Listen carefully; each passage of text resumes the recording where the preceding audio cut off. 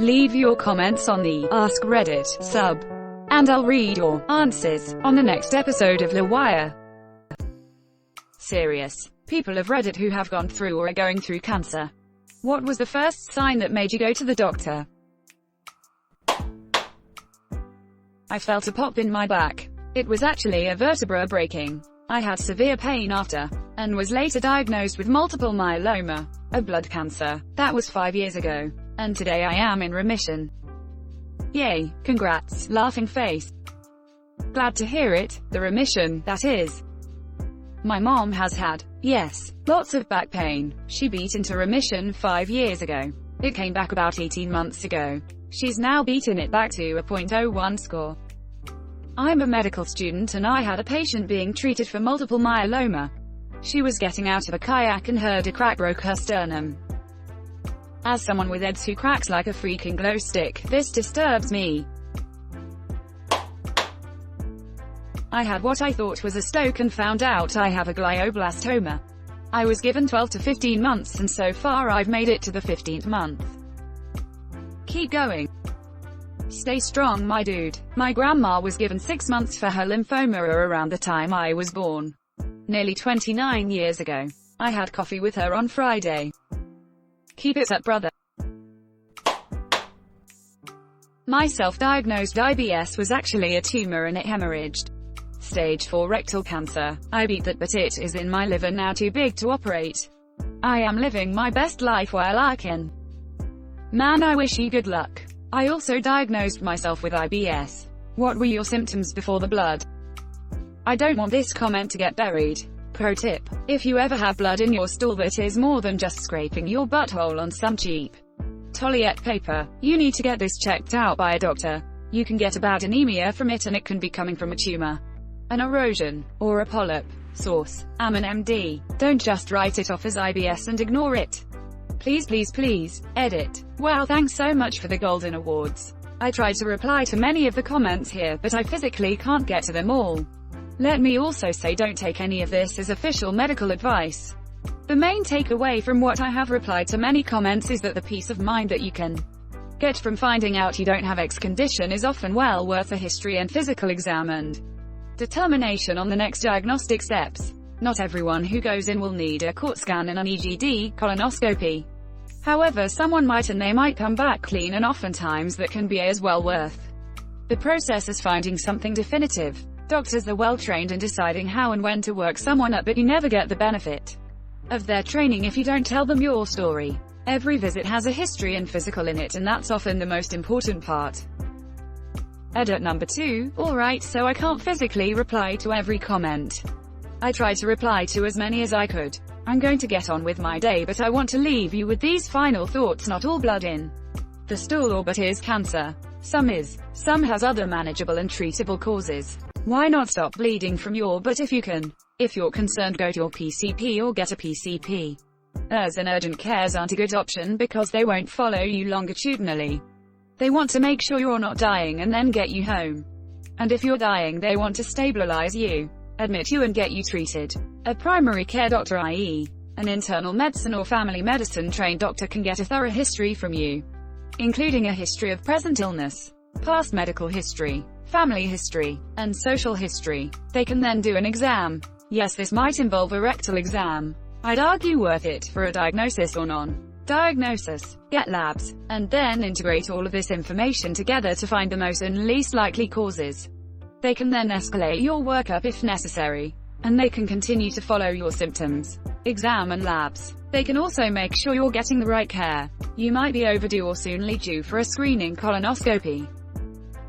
Anyways, a lot of peace of mind comes from knowing your symptoms are coming from a bacterial infection, stomach ulcer, or hemorrhoid, or even nothing. A negative EGD or colonoscopy provides a lot of information on what you don't have, which is what some people need. Some people are happy simply knowing they don't have a giant tumor in their colon. Also, primary care docs can appropriately direct you to get or not get a procedure. No doctor likes ordering unnecessary tests and procedures, and they're the best one to decide if you would or would not benefit. Don't go them demanding someone puts a camera up your butt and down your throat. Different cameras. If you're unhappy with your care, you can always seek a second opinion. Insurance and healthcare costs in America suck. I cringe every time I see a Reddit post about someone going to the ER and having hundreds, thousands of dollars bill they can't afford. As Scrubs said so eloquently, everything comes down to poo. m.youtube.com. I'm glad you all are taking ownership of your health. But please don't message me for medical advice. I am happy to see and evaluate patients at work, but like you all, I have a life outside of it as well, with my own stresses and expenses and precious free time. I try to be as nice and helpful as I can be. I like to talk to people and respond. I feel like a jerk for ignoring people, and I don't like feeling like a jerk. Please don't make me feel like a jerk. I hope this toast helps you learn a thing or two. I hope you can get your problems worked up. And I hope everyone stays healthy. Gotta go talk to my doctor. You do. When I was 13, I'm 23 now, I was displaying all the symptoms of colon cancer for about 2 to 3 weeks. As the days wore on, my stool turned more and more into blood until finally it was all blood. My parents wouldn't do anything, so I just waited for it to stop. About a year later, the same thing began happening. This time I forced someone to take me somewhere. After many a doctor visit, I was diagnosed with ulcerative colitis, which in fact does present exactly the same way as cancer. And it does make me much more susceptible as I age. Listen to your body. Being proactive now can keep you from having to be reactive later. I've been in remission for almost 10 years now with a healthy diet. Don't get me wrong, I am still fatigued as frick all the time, and sometimes bathroom trips suck. But no active flare-ups. No blood where it shouldn't be. Living comfortably. If you'd like someone to talk to, please reach out, friend. I wish you all the best. Edit. I didn't expect this comment to blow up so much. And not that anyone has said anything like this. But I am 100% not trying to distract from the original point of the post. I just wanted to share my experience to possibly help another person and save them from the long-term repercussions of digestive conditions going untreated. Stupid colognes. So wait, if I only see a little bit on the toilet paper, I'm fine. But if it's in the actual stool, I should get it checked out. Yes, that's because if it's on the paper, it's most likely only external bleeding. A slight tear or little wound around the anus. But if it's in your stool, there is something wrong internally, which could be cancer. PSA, unintended weight loss or finding blood where you normally wouldn't. Get yourself to a doctor. What is it about tumors that causes these two symptoms? Tumor cells replicate very rapidly, so they will consume a ton of sugar, fat, protein to replicate. As they replicate and the tumor grows, its nutrient demands increase, so you now have the nutrient demands of normal tissue and the demands of a tumor. This can lead to caloric deficit and weight loss. This is different than cachexia, which is muscle wasting that occurs in end-stage cancer patients. Tumors also outgrow blood supply and can induce new vasculature growth through cell signaling that often the tumor-induced vessels are leaky or permeable. This can cause abnormal bleeding. Cancer by definition causes a lot of dysregulated growth. So you lose weight because it's using up your energy, nutrients to grow. And it bleeds because part of that growth is it making its own blood supply to give it nutrients and oxygen. These vessels are numerous and abnormal, so they are more prone to bleeding. Making its own blood supply, and WTF. Anytime your body grows, your circulatory system effectively expands to cover it.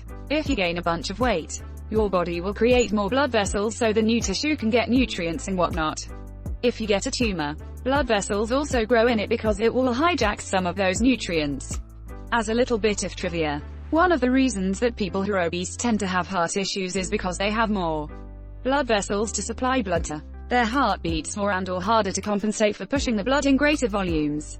They can also experience coldness in their limbs despite having more fat because the blood has a harder time getting to their extremities. Our bodies are really cool but also kind of scary. Yeah, cancer is a freaking nightmare. I had a persistent pain in the middle of my sternum. Doctors thought it was costochondritis, essentially just inflammation of a joint. I stopped working out and lifting heavy things for 3 months, but it didn't go away. Eventually I started having night sweats and random aches. After I fractured my hip, I got an MRI and biopsy and they diagnosed me with stage 4 non-Hodgkin's lymphoma. I got chemo and I've been in remission for 5 years. Edit. I'm seeing a lot of people describing a similar chest pain and getting scared. Not all chest pain is cancer, not all cancer is chest pain. I felt the pain in my chest because my tumor happened to be growing there. It could just as easily have grown somewhere else. And my story might have started with describing a persistent pain in the middle of my shin. If you're worried about something, talk to your doctor. My dad had non-Hodgkin's lymphoma. It started as a tickle in his throat. And then he lost his voice. As in he could not talk beyond the strength of a whisper.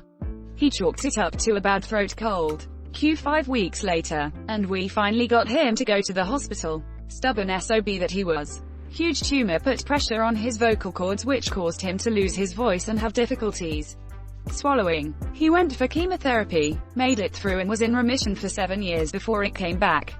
Then chemotherapy and radiation again. Then it came back in his pancreas where he had abdominal pain and other difficulties but did not tell us. Listen to your body, please. As someone who has lost their loved one, if you suspect something is out of the ordinary, do not hesitate to bother the doctor about trivial crap. Be well, take care, and all my best to you and your family.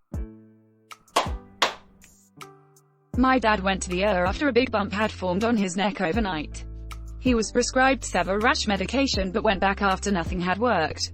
Everyone, even the doctors, thought it had been an allergic reaction or some kind of rash, but after testing for other causes, they found that he had had Hodgkin's lymphoma and a 6-inch mass in his chest. It has been over a year. He has finished treatment, and the cancer shows no sign of returning. Edit. Thank you all so much for all the kind words and support. That's wild. Never knew lumps appeared like that. Seen as it was Hodgkin's, I'm guessing the lump itself wasn't actually the cancer but an immune response. Swollen node.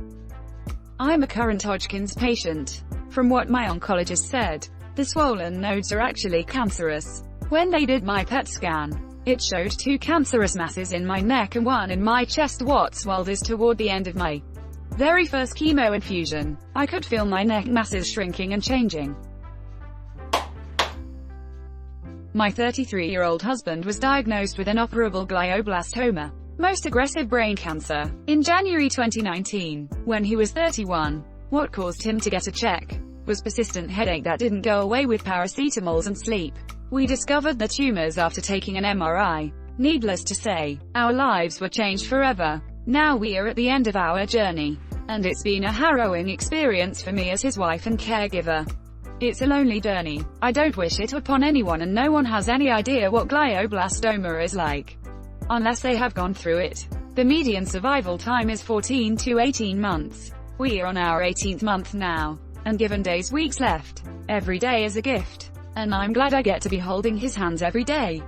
Even if he's resting and sleeping most of the time. As long as he is not in pain, and that the morphine patches are working. That is fine by me. I can't handle him going through any more pain. Edit. Thank you so much for sharing your stories, giving me strength and support. And I'm so blessed to even be receiving all of your kindness. It's such a touchy subject and I'm hurt all the time. But you guys being so kind really makes me cry happy tears. I'm so touched. I don't know how to describe it, but I feel a little bit lifted. And that's more than I can ask for. From the internet, my husband, Victor, would have been so grateful to know that he is loved and supported by more people than he thought he was. Thank you. Heart in edit. The 2nd of August. Victor has passed away yesterday. On the 1st of August, 7:43 p.m. Swedish time. He was surrounded by his brother and me and smiled a lot at the very end. At his final resting position, his face looked relaxed and a little smile can be seen by us too. I am still in shock, processing what has happened to us. I'll take the time I need to process this and grieve. I just miss my husband. I miss his laughs. I miss his smile. I feel loved. I know I'm loved. So that's keeping me together. Thank you so much for your kind support even though we are strangers on the internet. I am both saddened and moved by the generosity of others to offer support, love and to bear their personal pain related to GBM, cancer, loss in general. Thank you. May Victor find peace. I know he's not in pain now. Watched 2 aunts do with uncles and my mom go through this with my dad. Caregiving is exhausting mentally, physically, emotionally, and spiritually. Wishing you as much peace as you can find. Reading this made all of the freckles on my face itch. Glad you're good now.